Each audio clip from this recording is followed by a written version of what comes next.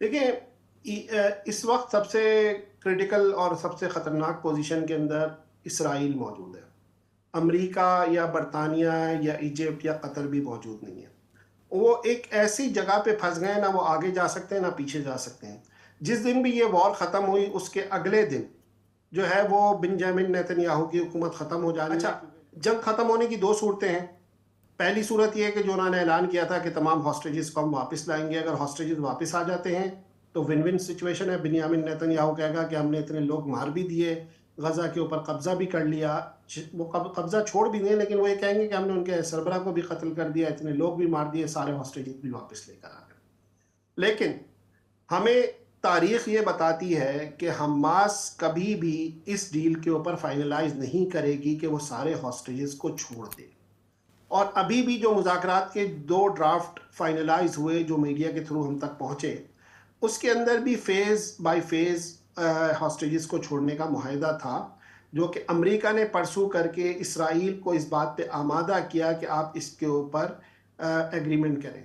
लेकिन इसराइल ने फिर इस्माइल हानिया को इसी वजह से कत्ल कर दिया कि वो नहीं चाहते थे कि कोई ऐसा मुआहदा हो कि जिसमें उनकी हुकूमत की सुबकी हो। तो अभी भी सूरत हाल ये है कि अगर सारे हॉस्टेजेस नहीं छोड़े और जंगबंदी हो गई, तब भी बेंजामिन नेतन्याहू की हुकूमत के ऊपर एक बहुत बड़ा प्रेशर आएगा। और अगर जंगबंदी ना हुई और वो इसी तरह मारते रहे तो ये ज़्यादा दिन ये सिलसिला जारी नहीं रहेगा। और ख़ित्ते के अंदर जितने भी ममालिक हैं जो उसके अंदर रेजिडमेंट आ रहा है, ख़ास तौर पे सऊदी अरब की वजारत ख़ारजा जो बयानात दो जारी कर चुकी है, वो इस बात का इंदिया ज़रूर है कि वो ये कहते हैं कि हमारे ऊपर प्रेशर है और हमें इसके ऊपर कोई इंटरवीन करना पड़ेगा। खुद सऊदी वली अहद का ये बयान है कि मिडिल ईस्ट के मामले पर मुझे कत्ल किया जा सकता है। तो मैं ये समझता हूँ कि जो अंडर द कारपेट जो करंट्स हैं, उसको देखने की बहुत ज़्यादा ज़रूरत है। मिडिल ईस्ट के अंदर इस खित्ते के अंदर 40,000 लोगों का मर जाना और लोगों का खामोश रहना ये नामुमकिन बात है।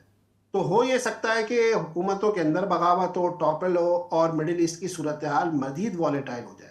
और अगर मिडिल ईस्ट की सूरत हाल मज़ीद वॉलेटाइल हुई तो एक तरफ ईरान है और बाकी ममालिक हैं, उसके अंदर जब भी ताकत का तवाज़ुन अगर ख़त्म हुआ तो उसके नतीजे में इसराइल को बड़ी शदीद दुश्वारियाँ मज़ीद पैदा होंगी। तो बेंजामिन नेतन्याहू की हुकूमत इस वक्त चार तरफ से फंसी हुई है।